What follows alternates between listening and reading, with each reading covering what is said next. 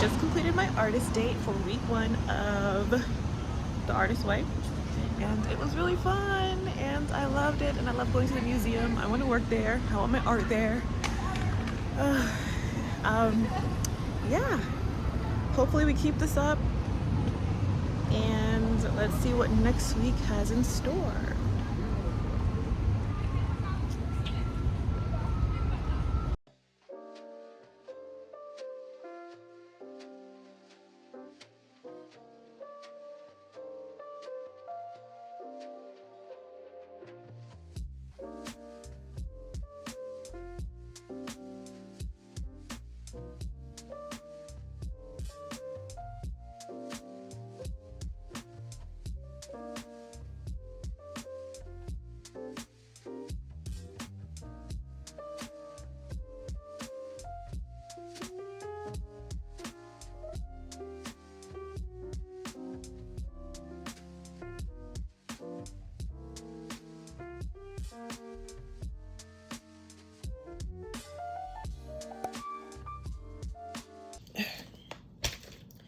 Alrighty, so this week was amazing and so inspiring, and I feel like a brand new person and a brand new woman and a brand new artist, and I've learned so much stuff. And yeah, I will be making this into a whole video series of my artist dates and my weekly check-ins and what I've learned. So the first week was so good, so fun. I'm going to read the check-in, I guess, and then just start from there. All right, so for week 1 check-in. All right, how many days this week did you do of the morning pages? 7 out of 10, we always hope. How was that experience for you? So, I did 4 out of the 7 morning pages. I was kind of busy Monday and Tuesday. I think I went to the doctor, and on Friday, not Monday and Tuesday and Wednesday, I went to the doctor and I went to my friend's birthday. And then on Friday, I forgot, I think I also went over to my friend's house. I didn't do anything. So, yeah, 4 days out of the week. I think that's pretty good. Majority rules, majority wins. I wrote so much stuff down out of my head that was just like bouncing around, and it felt so good to just get it out. So yeah, the artist date, the next question was, did you do your artist date this week? Yes, of course, we always hope. And yet artist dates can be remarkably difficult to allow yourself. What did you do? How did you feel? So artist dates were not hard for me. I love going on dates on my own and spending time by myself in creative environments already, and I was already doing that. So this was not hard for me. I didn't go alone though. I went with my friend because she was also doing the thing for her birthday on Wednesday. She wanted to go to the museum in Miami. I don't know what it's called, but the IMU museum. And although I did get some time alone for myself, and I walked around and just sat with myself and just immersed myself in the art, and it was amazing. I love museums. I love paintings, obviously, and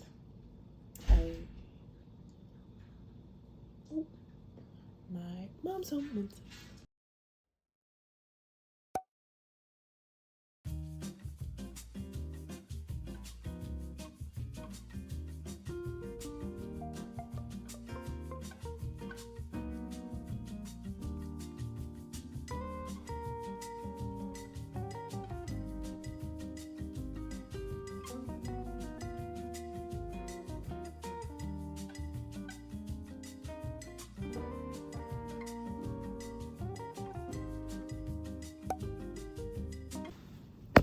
Okay.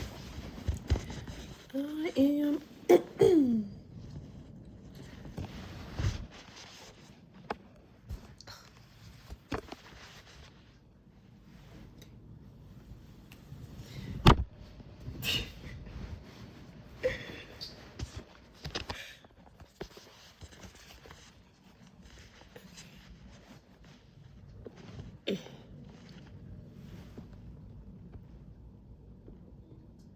okay. I'm back. So, as I was saying, yeah, we're gonna go to Walmart right now. My mom came home and I'm gonna go some grocery shopping because I'm hungry. So I forgot what I was saying, but yeah. Oh, okay. I went to the museum and I saw or read about this artist that was in, was doing her art and she was in the same, I guess, like niche or theme that I want my art to be in. I want my art to be, I think I recorded a clip of it already, but I want my art to embody the wonder of existence, the awe I feel existing and living, and I want to have others feel that inspiration of, I'm not explaining this right, but I hope you guys get what I'm saying. I want others to feel the awe and wonder I feel when I look outside and see the sky, when I look down at my hands and realize I exist and I have infinite possibilities of living in front of me, and I am the co-creator of my universe and all that stuff. I want people to be inspired to live by their true selves, by their own standards. And that's what the artist I saw at the museum, her exhibit was, about. She did paintings too, but also sculptures and wood art and stuff like that. So although our art styles are different, it was like the same point, but she was trying to make the same point, coming across, where she wanted to inspire people, to realize that they exist and that they're the co-creators of their own universe and that they can do anything. And her art really delved into metaphysics, and that's what I also love. Anything like, like that, science, astrology, psychology, philosophy, and all of that stuff. So I feel like I went at the perfect time to the perfect place to see her art and see what she does, and I felt very inspired by her. I wrote a couple of notes about it. She was also a Black woman. Yes. And her name was Mildred Thompson. And I wrote that her art inspired me because it was based on metaphysics and spirituality, and but her art was mostly expressionism and what was the other thing? And abstract, very abstract expressionistic things. And I also want to incorporate that into my art, but I want more detail in the human form, in the female human form. I just see my paintings as being more Renaissance style paintings, very detailed, muted colors, but also have that unrealistic, I don't know the art terms, the surrealism, abstract expressionism to really help viewers feel the, the feelings of awe and wonder through my art while still knowing what I want to convey, while still having the sense of what I want them to feel, not really so much expressionistic. So yeah, that was perfect for me. And yeah, and also, let's just get to the next question. Maybe I might have more to share about that later. But I do realize that I have to become a student of art. I have to study what I want my art to do so that I can properly do it. But I don't have to be boggled down into perfectionism because I am just starting off on this art journey. And I feel like that it could be pretty big in the future. Part of the revolution, like the revolution of returning back to your human soul in the face of AI art, and all this other technology coming out. I feel like people are going to forget their value and why they exist, because computers can just literally do everything that we can do, but it cannot replicate everything. It cannot replicate the human soul. So I feel like that's what my art or that's what I want my art to be remembered as. Or yeah. And were there any issues this week that you consider significant for your recovery? Describe them. So we had to do tasks. I did all of my tasks this week. Anyways, I did all of my tasks this week. 5 other lives that I wanted to lead. The 5 lives I chose was, I know some people could guess, a monk, a psychic monk or witch. I am deeply spiritual, and I do believe that if I were to be put on a mountain somewhere in the middle of nowhere, I can just meditate myself to sleep, meditate my life away, and be very centered in, nature, and I'd be very content. The second one that I chose was an astronaut or space pioneer. I love space. I wanted to be an astronaut, but I don't think my stomach does well in 0 gravity. So that was a no-go for me when I was younger. Also, I always wanted to, this is what I wrote, I wanted to see my planet, Earth. I had to clarify. My planet in all its glory in person. I just want to be in space and just look at the Earth. That's basically it. And I'll just retire my astronaut suit after that. And yeah, I also want to make a difference in space exploration.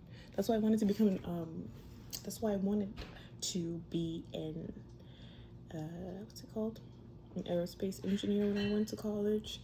I was studying to do that, but that didn't work out. So yeah, I feel like humans should be in space by now, exploring other planets, but all in due time. The next thing that I wanted to be, if I had another life to lead, was a philosopher, obviously. I love metaphysics. I love understanding humans and the nature of existence,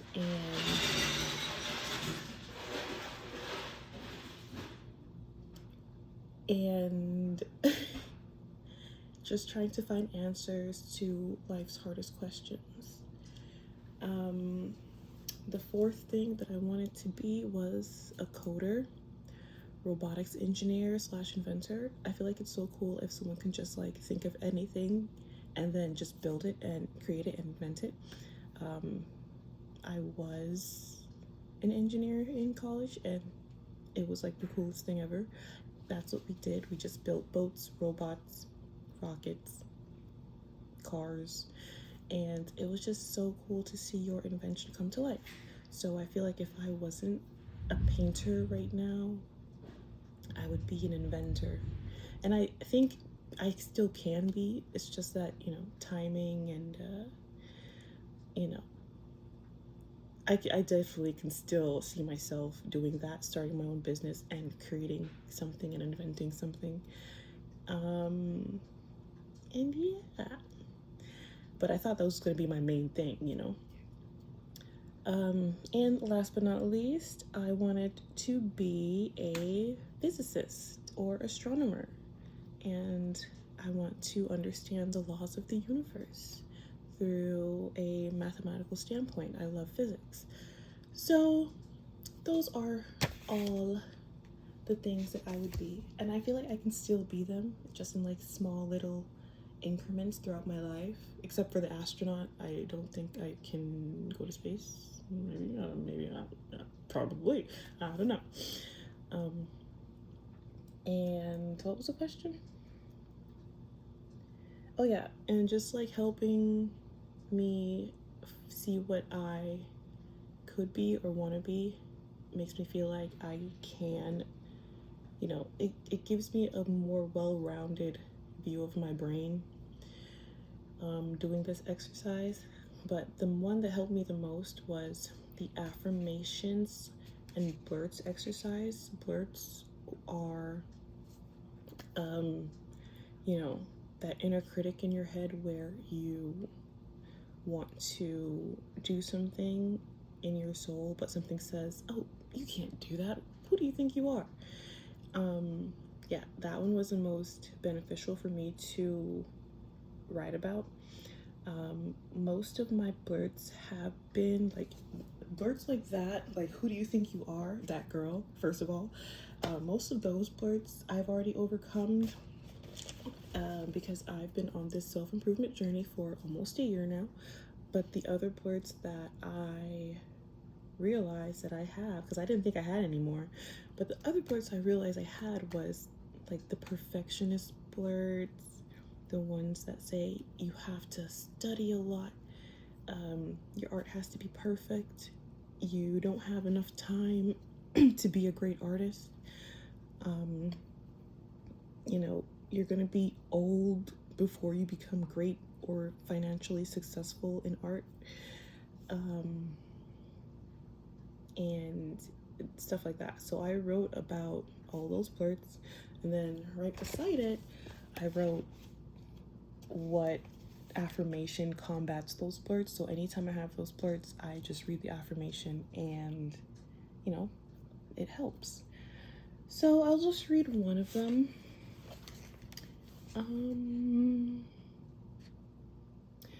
Okay, I'll just do one of these. So one of them was that, I'll do two. One of them was that I need a plethora of work for me to be taken seriously. Like, I was thinking to myself, I need a whole art collection of work to be seen already as like an aspiring artist. Because, first of all, that takes time and patience. Like, one of my paintings takes a month with a full-time job. But in affirmation, I said to combat that, I said, one piece of art can make a great impact on the world. Like, you don't need to have a plethora of artwork to be taken seriously. Like, you can just have your Mona Lisa. and the Mona Lisa can change the world. So that's one of the affirmations I said. And another one I can read was,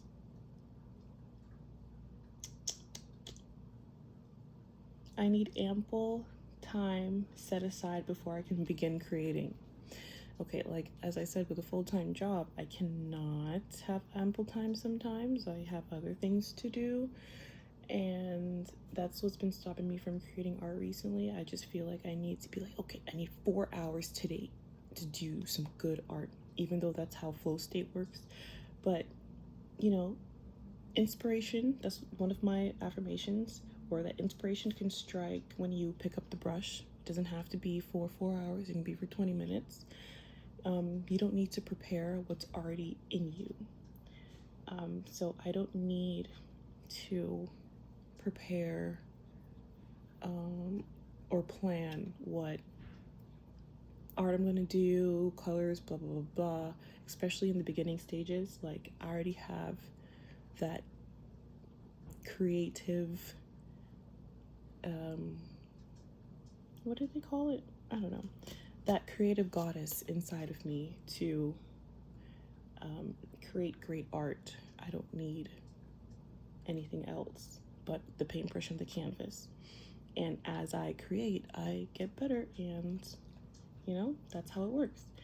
So that's also one of the affirmations. So I really like how this book compares your inner creativity to like spirituality. Obviously, that's what the book's about, but you know, it says your creativity is supposed to be divine. Like, you have divine creation inside of you. So what you need to create is already inside of you. You are already a creator. And going through spirituality, I've noticed, or I've learned, that I am the co-creator of my life. I have the universe's essence inside of me, because I am from the universe, and the universe is all that exists, and I am the universe experiencing itself. And like, that sentence alone just changed everything for me, to be honest. Like, I am the universe experiencing itself. Oh my god. So I know that I am creation, and I can create. And yeah, first week has been good, to say the least. I can't wait for the next week. I'm gonna try to read the whole thing today, and I'm also going to try to edit this video for my first YouTube video. Yeah. Hopefully I'm not cringe or anything, but that's another blurt. I'm not cringe, I am human, and humans can't be cringe because this is my nature. Period. So yeah, I will see you next week for week 2.